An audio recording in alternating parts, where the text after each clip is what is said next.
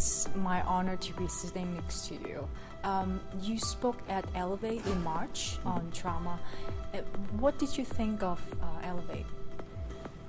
Well, overall, the whole focus of Elevate was the idea to try to attract the early career clinician with the world-class education that we know that we try to bring, but to really try to be exuberant and show where psychiatry can go.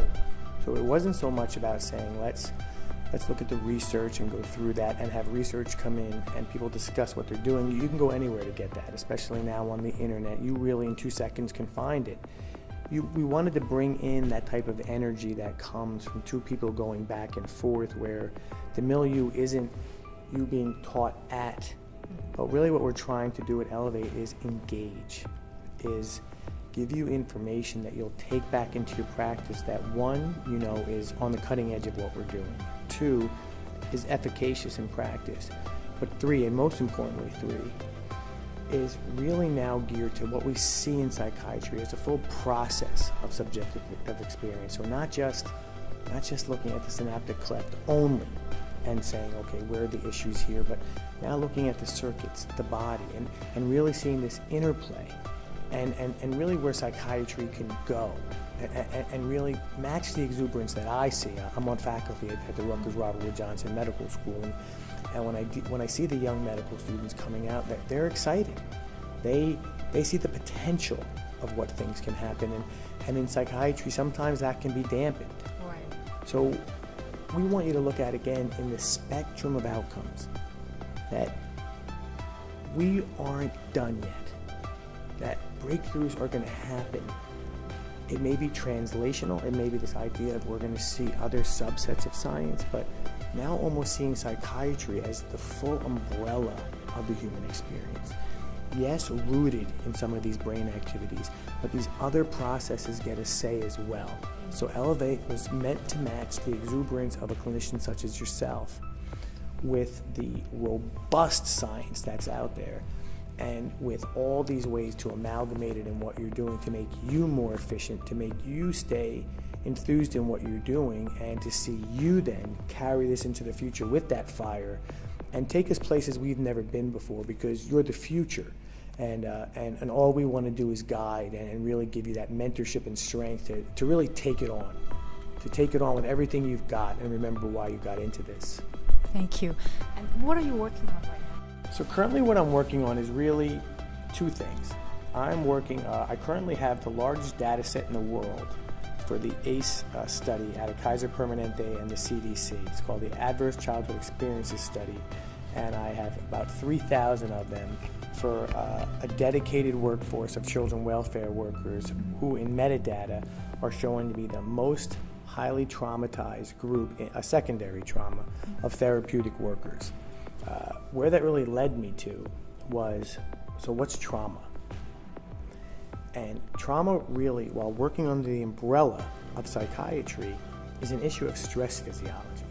The body has three states: it has safety, danger, and life threat.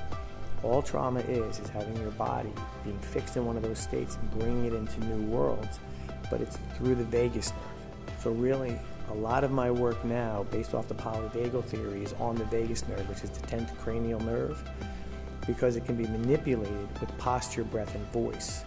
So it allows for almost an instantaneous type of change of state. And why is that interesting in psychiatry? It's not just in trauma, but let's say in schizophrenia. In schizophrenia, their data shows positive symptoms are not what is most bothersome to a patient. It's the negative symptoms. So what's a negative symptom? It's misery, it's feeling left out. But what is that physiologically? And I can show that shutdown part of the vagus, and it goes subdiaphragmal, that's the older vagus, the unmyelinated. Well, that is what is triggered.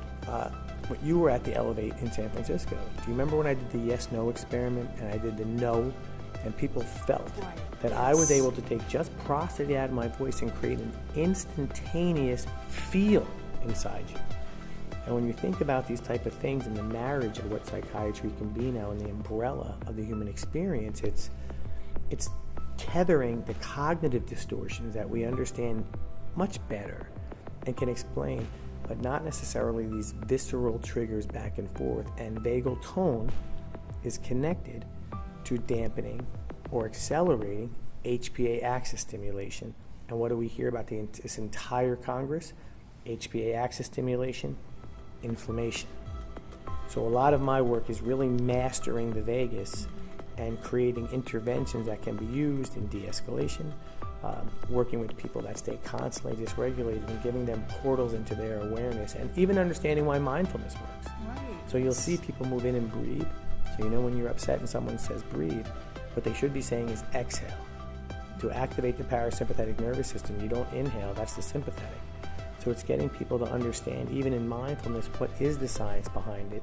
So in medicine, we know that at least we're being neurobiologically respectful in what we're prescribing. And what does it mean to you to deliver world-class mental health care? It's a fantastic question, and especially now in a world where this is a live event.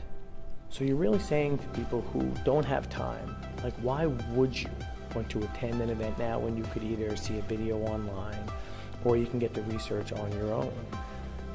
World-class medical health education is not simply about dispersing information that you find in research. You can go anywhere and have someone read their research, and it very rarely gives you insights more than what you could have done on your own. You want to feel engaged. You want to be in a process of learning that you and the educator are in this dyad where you're both challenging yourself, where we never show up with rote information. We as a steering committee, we take it to each other and we challenge each other, and we say, if I'm Sam and I have unlimited potential and I have an intellectual zeal to take what I can learn, and not just for the sake of learning, but how can I make it efficacious for those that are suffering these debilitating diseases? To deliver this world-class education really comes down to one thing, and that's exuberance. It's people that believe in what we're doing. It's people that you can see in our faces, that we're willing to walk with you. I served in the military. I have post-traumatic stress disorder. I am one of those veterans that lost that connectedness from others that had that same purpose, and I will tell you what delivering world-class education at Elevate means is that we march together, that we serve together, and that we're trying to plant seeds in you so you break through thresholds that we may never see broken in our lifetimes, and we're transferring it forward to those that we know will affect the change in the world that we all got into this work for. Yeah, I felt that it was such an empowering experience for me to attend Elevate in March. So I really look forward to see you again to speak and educate us. Well, on a personal note, Sam, understand that that Psych Congress and the steering committee and those that do Elevate couldn't be prouder of you. We see in you in particular somebody that we enjoy being associated with, and we're going to do everything we can to see what we can do to make your career better, because in psychiatry, if your career flourishes, the practice flourishes. And what's nice about psychiatry, if the practice flourishes, the world gets better. So it's an honor. Thank you very much.